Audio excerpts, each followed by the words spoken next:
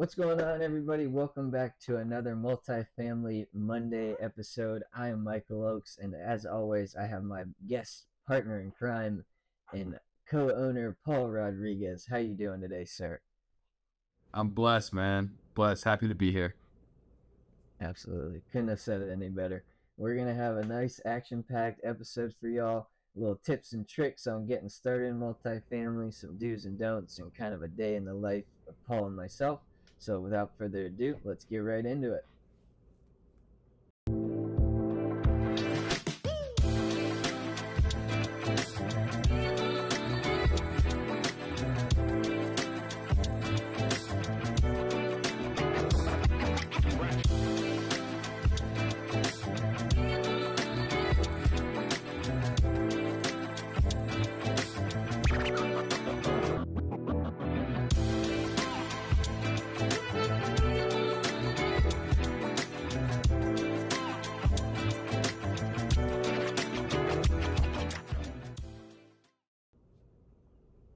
All right, guys. So today we're going to do something that we haven't done yet, which I think is really cool. We're going to break down our schedule and show you guys a day in the life of what we do every day. And so one way that we've become very successful in the industry is that we always plan everything out. We have to have a schedule and we have to stick to it. Okay. And the reason we do that is that we're always held accountable, right? Time doesn't lie. So I'm going to run you guys through first kind of like what we do throughout the day, the meetings that you'll see, and kind of give you an idea of what it takes to be successful because it's an all day job. So starting out every morning from 7 to 8, Mike and I do manifestations. So this is where we go on the Untold app. It's a free app on the App Store. And you just go in there and you talk about everything. You talk about your feelings, you talk about your day, you talk about your accomplishments, you talk about your failures, and it gives you really great insight on what you're doing well on, what you need to improve on, and just overall, it gives you some perspective on what's going on in your life. And then from 8 to 9, typically Mike and I like to read. So I know, like myself, I'll go out my patio, I'll just start reading. I kind of get lost in whatever book I'm reading, and then I have an alarm set 10 minutes before the next hour blocks so I can get to the next meeting. So yeah, I read from 8 to 9, and then from 9 to 10, we do a morning huddle. So that's where we get all of our team members in one room. We start talking. We just meet on Google Meets, and it's free, and we just kind of talk about expectations. We talk about delegation. We talk about deals that we're doing. And really get a good idea of where to go next moving forward in the business. So that's great. I love meeting every single day. We meet with our guys because they always up the score, up the ante every time that we're having these meetings, which is great. We love pulling the best out of our guys and gals. So from 10 to, I would say, noon, we like to master the art of the deal. And this is something that Donald Trump, hate him or love him, he's implemented into his business strategies, which I thought was super fascinating, where he'll just take 5 minutes out of his day and just call somebody and say, hey, I don't have a whole lot of time. I've got 5 minutes, but I wanted to check on you, see how you're doing, what you got going on, if there's anything I can help you with, and just provide value everywhere you go. And so from 10 to 12, we do that every day. We just reach out, we see how things are going with our partners, with investors, with capital raisers, whatever the case may be. And that is the art of the deal. Because you might not need somebody right away, but eventually you will. And if you maintain that great level of communication where you talk almost on a daily basis, people are a lot more willing to help you in your ventures and your business. So from 12 to 1, it's an ongoing running joke that Mike and I try to squeeze lunch in around noon. Doesn't really happen. But we like to leave an hour where we can eat and kind of decompress from the first half of the day because typically it's an all-day ordeal with us. So rolling right into it from 1 to 2, we film content. We do exactly what you see right here. We're talking about our business. We're talking about some failures. We're talking about, lessons that we've learned, whatever the case may be, and give you guys a great insight on, I guess, peeling back the layers in a business. And then from 2 to 3, we steer the ship. So that's where Mike and I get in here. We talk about all things business related, how we can correct whatever's going wrong, how we can expand on whatever's going right, and make the best of our situation and really lead from the front. We don't want to be the managers or the owners that sit on the ship and expect everybody else to row, so to speak. We want to be out there with our guys. We want to be steering the ship. We want to be the guys that are implementing change and doing good things for the industry. And so that meeting is crucial. And so that's 2 to 3. From 3 to 4, I would say from 3 to like 6. Typically that's when we book meetings with other people. That's a great opportunity for joint venture partners. That's a great time to talk to for follow-up on deals that we already have, to talk to those investors or those sellers, and kind of get a good idea on where we're moving forward for the next day. And then we typically have meetings anywhere from 7 to 9 p.m. with our team.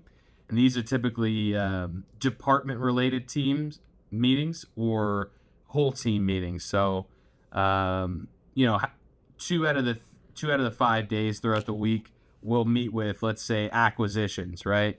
2 out of the 5 days we'll meet with dispositions, and we usually have 1 to 2 team meetings throughout the week.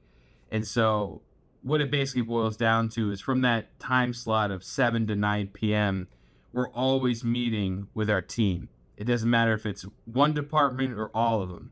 We always like to have constant communication with our team because it makes it really easy to facilitate deals and to, accomplish goals and set expectations when you're meeting with someone every single day. And then we obviously record a lot of podcasts. We do a lot of videos and things to kind of push the ball forward, so to speak. And we record a podcast every Wednesday with our other Owners Club members.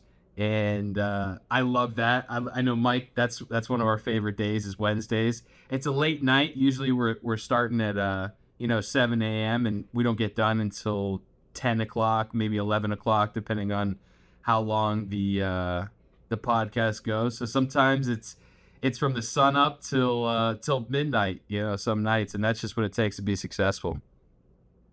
Absolutely. Yeah, that's truly a day in the life for us.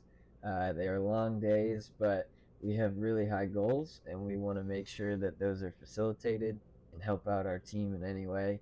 But yeah, we try to make sure we have an open, constant line of communication with our team, so that way we can help facilitate any of the deals or anything that might be going on in their life that we can help out with in any way, shape, or form. But yeah, Paul, couldn't have said it any better myself, my friend.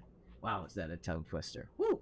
Have you been thinking about getting into multifamily real estate or commercial real estate and haven't found the tools or the insights that you need to get started?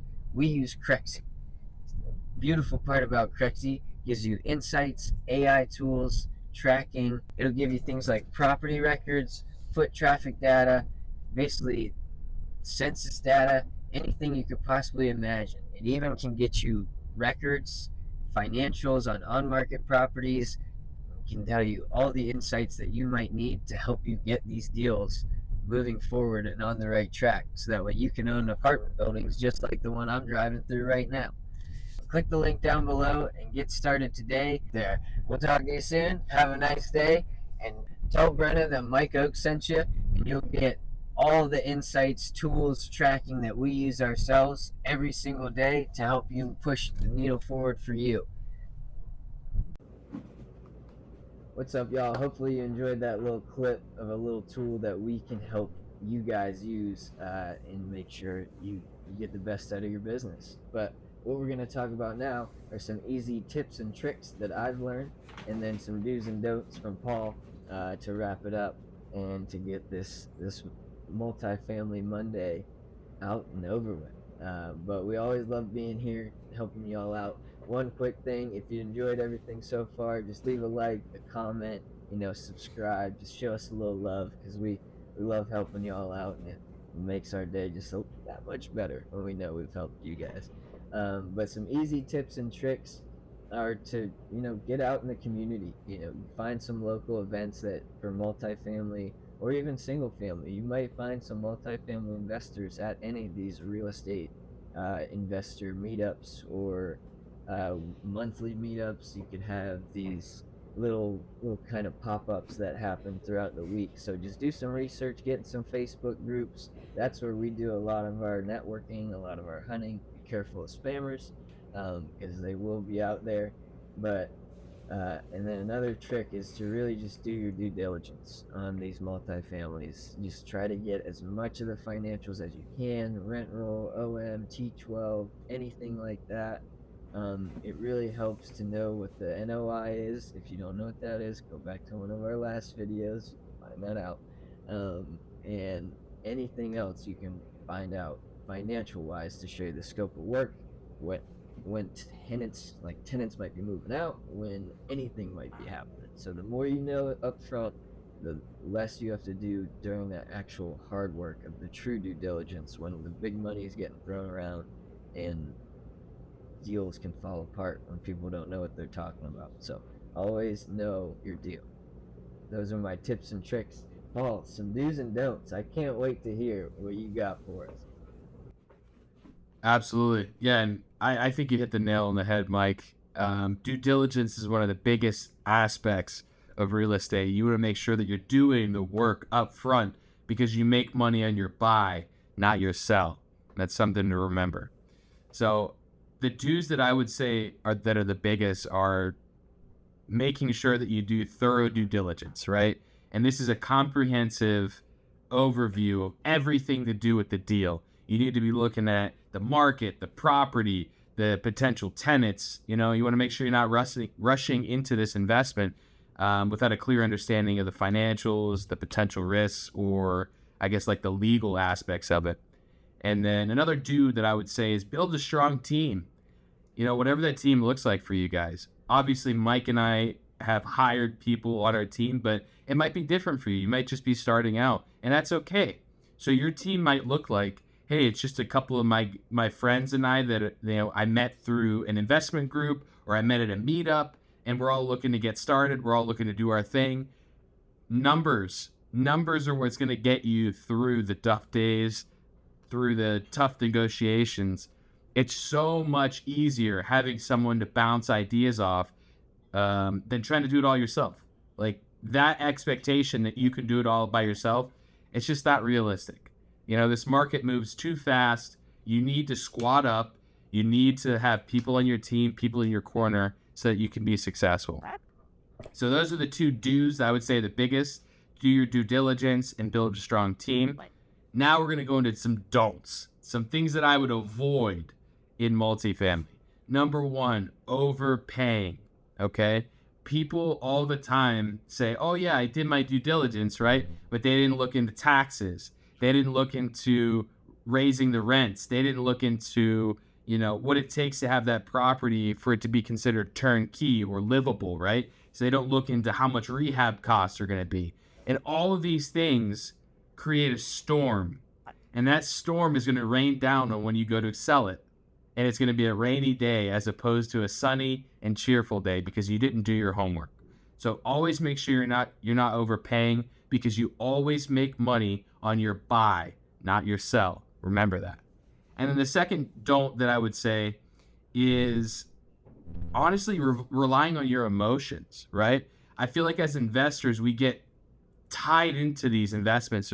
It's almost like it becomes our personality. Like, oh, I just locked up this big deal or this awesome deal. And then your emotions start to cloud your judgment. And you start making mistakes because you're so invested in this property. You want it to work so bad that you start overlooking the red flags. And it kind of goes back into, relationships in general, right? Like, if you're in love with this person, or this thing, you start overlooking what's negative about them, what's bad about them, because you love them so much. And you have to always ground yourself and remind yourself that this is an investment. This is money on the table. This is livelihood at stake. And you always have to remove your emotion from the equation and act out of pure, cold-hearted facts. It has to be facts-based. It can never be emotion-based. And if you're able to really hone in on your emotions and make sure that you're not making decisions based on your emotions, you will be far better off. You know, mistakes are still going to happen. Mistakes are going to happen all the time. But if you can remove your emotions from the equation, you are going to be so much better off, because things will just start to flow. Things will start to be easy. And that's what we want for you guys. Absolutely. Absolutely. But we'd just like to thank you all for being here. Once again, if you have any questions, comments, things you want to know about, let us know down below. We'd love to get to answer them and bring them up on one of these episodes. And yeah, Paul, anything else you want to grace these people with before we get out of here? No, go out there and do the thing. Taking action is what's going to separate you from where you're at right now to where you want to be.